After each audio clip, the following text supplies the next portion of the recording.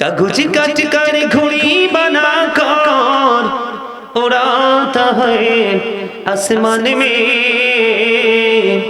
घड़ी बेचारा क्या करेगा रशी मौला का हाथ में। ठीक केना বলা? আপনার দেহটা কাগজের ঘড়ির মতো, আমার দেহটা কাগজের ঘড়ির মতো। আত্মাটা হলো রশির মতো, আর আজরাইল হলো নাটাই, আর মালিক হলো কে? আল্লাহ। আপনি আমি, আপনি আমি, আমিও তো আমার না, আপনি তো আপনার না, আপনি আমি আল্লাহর। কার? এই পৃথিবীটা হলো বাগান, সেই বাগানের ফুল হলাম আমরা। আল্লাহর যখন মন চাবে ফুল ছিঁড়ে নিয়ে যাবে, কারো কোনো আপত্তি করার কোনো সুযোগ। আমি কিছু কিছু एग्जांपल প্র্যাকটিক্যালি দেখছি যেন সহজে বুঝতে পারেন, কারণ আলেমদের ভাষা কোরআন হাদিসের ভাষা, সাধারণ মানুষের বোঝার কোনো শক্তি নেই। বাস্তব রূপটা তুলে ধরেছি, কারণ আল্লাহ বলেছেন ইন্নামা ইয়াখশাল্লাহা মিন ইবাদিহিল উলামা। পৃথিবীতে যে মানুষ আছে এর মধ্যে একমাত্র আলেমরাই আল্লাহকে ভয়। এই জন্য আলেমদের দাম এত বেশি। তবে সব আলেম না, হক্কানি আলেম যান। আল্লাহ কিন্তু আলেম দিয়ে জাহান্নাম উদ্বোধন করবে, এটা জানেননি? আল্লাহ রাসূল বলেছে কিয়ামতের পূর্বক্ষণে এমন কিছু আলেম পৃথিবীতে প্রকাশিত হবে, তারা নিজের সুবিধার জন্য মন গড়া ফতোয়া দিবে, মন গড়া কথা বলে সাধারণ মানুষগুলোকে বিভ্রান্ত করে দিবে। সেই দুনিয়া কিন্তু চলে এসেছে। আজকে সাধারণ মানুষ কোন দিকে যাবে সেই রাস্তাই তো খুঁজে পায় না, এত বেশি আলেমের মধ্যে ঝামেলা। এটা কিয়ামতের আলামত, আমার রাসূলের কথা। তবে হক্কানি আলেম সাধারণ মানুষ যারা আপনারা এখানে বসেছেন, আপনার জীবনে কোনো আমল নেই, কোনো কর্ম করতে পারেননি, কিন্তু একজন হক্কানি আলেমের মহব্বত আপনাকে জান্নাত পর্যন্ত পৌঁছে দিতে পারে। এটা আমার ওয়াজ, এটা আল্লাহর ওয়াজ। আল্লাহ বলেছেন join with my dear people, come to my paradise. আল্লাহ বলেছেন join with my dear people, আমার প্রিয় লোকেদের সাথে যুক্ত হও, কাম টু মাই প্যারাডাইস, আমার জান্নাতে চলে আসো। আপনাদের সুবহানাল্লাহটা লবণ ছাড়া হয়? লবণ দেন একটু বেশি করে। লবণ ছাড়া যে কমার্শিয়াল ইবাদত করেন, যে ডিজিটাল মুসল্লি, মাশাআল্লাহ আপনারা জুমার দিনে যান সবার পরে, আবার ইমাম সাহেব সালাম ডান দিকে ফিরায় অপেক্ষা করেন, বাম দিকে ফিরাইতে দেরি, দোয়া নাই, মুনাজাত নাই, সুন্নাত নাই, নফল নাই, বিশ্বযুদ্ধ শুরু হয় মসজিদের গেটে। এত সস্তা জান্নাত, প্রতি 1999 জন যাবে জাহান্নামে, মাত্র অনলি 1% একজন যাবে মাত্র জান্নাতে। এবার বুঝে দেখেন কোনটা জান্নাতি হবে, কোনটা জাহান্নামী হবে।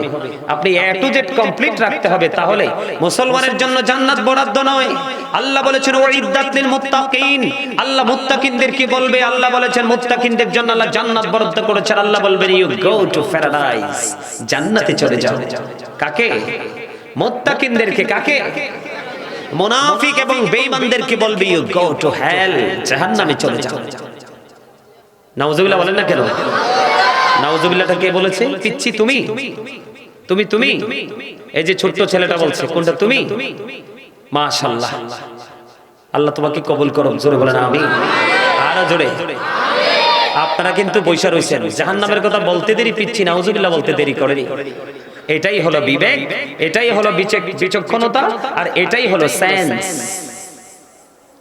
সম্মানিত উপস্থিতি, যেটা বলতে চেয়েছিলাম, আপনি কবরে যাওয়ার সাথে সাথে আল্লাহ ধরবে খুব শক্তভাবে, হিসাবও নেবে খুব।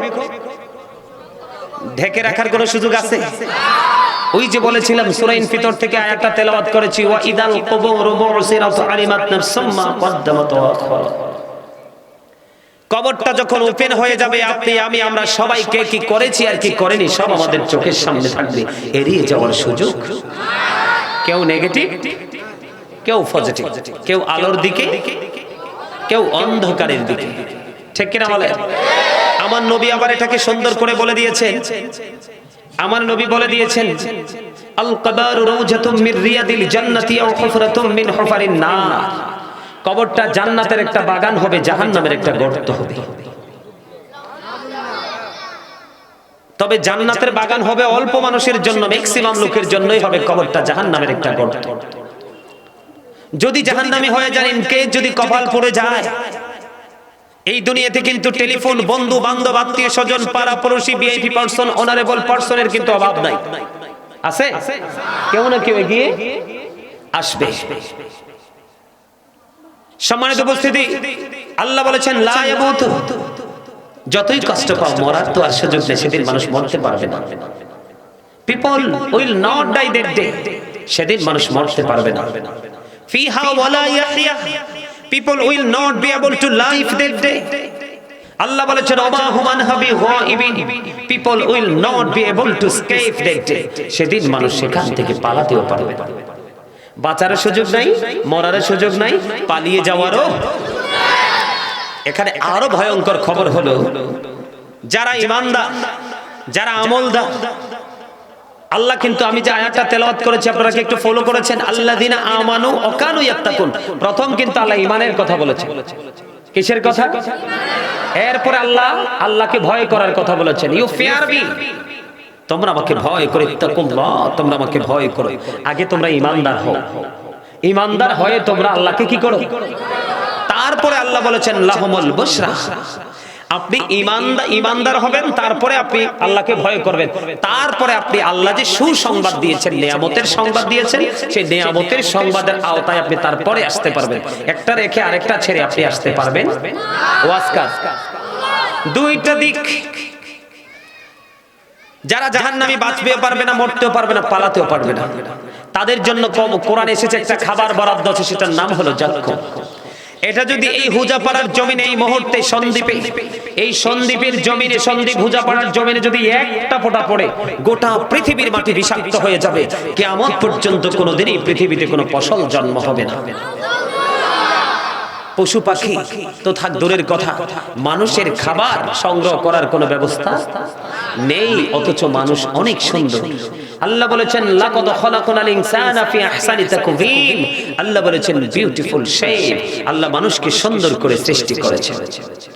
জমিন এত সুন্দর, আকাশ জমিন এত সুন্দর, আপনি জমিনকে বলেন জমি তুমি তো অনেক সুন্দর, জমিন আপনাকে পাল্টা জবাব দেবে আমার চাইতে তুমি বেশি সুন্দর, কেননা আমার জন্ম হয়েছে তোমার জন্য। আসমানের অনেক রং,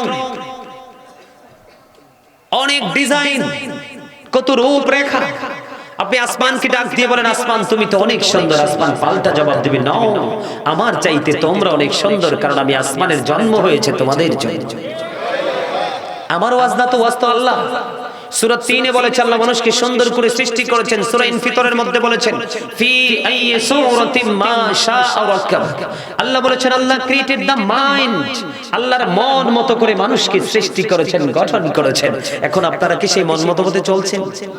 আল্লাহ যে সুন্দর করে আপনাকে আমাকে নিষ্পাপ করে দুনিয়াতে পাঠাইছে, আমরা কি সেই নিষ্পাপ আছি? এই জন্যই আপনাকে আমাকে আমি আপনাদেরকে দুইটা দিক, নেগেটিভ এবং পজিটিভ, দুইটা দেখাবো। এই জন্যই পৃথিবী বিষাক্ত হয়ে যাবে, আপনি আমি খেতে পারবো, খেতে না পারলে মানুষ বাঁচবে? বাঁচা সম্ভব না। হাদিস শরীফের মধ্যে এসেছে আরেকটা খাবার, এই খাবারটার নাম হলো তিনাতুল খাবার। ইয়া রাসূলুল্লাহ, ইয়া হাবিবাল্লাহ, নবী গো, ও প্রাণের নবী, এই তিনাতুল খাবারটা কি গো নবী? আমার নবী বলেছেন এই তিনাতুল খাবারটার একটা জাহান্নামের নিংড়ানো রক্ত, পুজ অথবা ঘাম, সেদিন খাইতে হবে রে, বাঁচতেও পারবা না, মরতেও পারবা না, পালাইতেও পারবা না। রে সন্দীপ হুজাপাড়ার মানুষ, হৃদয় খুলে শোনো গো, আমার ভাই বাবারা, আমার মা বোনদেরকে বলবো গো, হৃদয় খুলে শোনো, কারণ কিছুক্ষণ পরে আমি মাহফিল বন্ধ করে আমার গন্তব্যের উদ্দেশ্যে রওনা হব। বন্ধু, পরকাল বড় ভয়ঙ্কর। এই পরকালের সিমটম মানুষ করোনার সময় দেখেছে, বাবা রোমে মরে আছে, সন্তান দেখে নাই, মা রোমে পড়ে আছে বন্ধু, সন্তান দেখেনি। আমি যে বাসার মধ্যে এখন বর্তমানে আছি বন্ধু, সেই বাসার মালিক করোনাক্রান্ত হয়ে মারা গেছে বন্ধু। নিয়ে এত একটা দানবীর ছিলেন, ওনার আত্মীয় স্বজন পাড়াপড়শিকে এত বেশি দান সদকা করেছেন। যখন শুনেছি তিনি করোনা হয়ে মৃত্যুবরণ করেছে, ওনার এক বিবি আর ওনার ছোট্ট একটা কন্যা সন্তান, কোন স্বজন খবর নিতে আসেনি, যেটা আমার চোখের সামনে। বন্ধু, আপনাদের সন্তানেরা আপনাদের খবর নিবে না, আপনাদের উপার্জিত সম্পদ নিয়ে মারামারি কাটাকাটি শুরু করবে। বাবা কবরে কেমন আছে সেটার খবর কেউ নিবে না, কারণ আপনার সন্তান সন্ততি ধন সম্পদ কাজে লাগবে না। তবে বর্তমান প্রেক্ষাপটের সন্তান সবচেয়ে বেশি অকেজু, ঠিক কিনা বলে? আপনারা মানেন বা না মানেন এতে কোনো সন্দেহ নেই, কারণ আমি আমার দৃষ্টিভঙ্গি থেকে কথা বলছি না, আমি আল্লাহ এবং আল্লাহ রাসূলের দৃষ্টিভঙ্গি থেকে কথাগুলো বলছি। বন্ধু, আল্লাহ রাব্বুল আলামিন কোরআন শরীফের 19 পারায় সূরা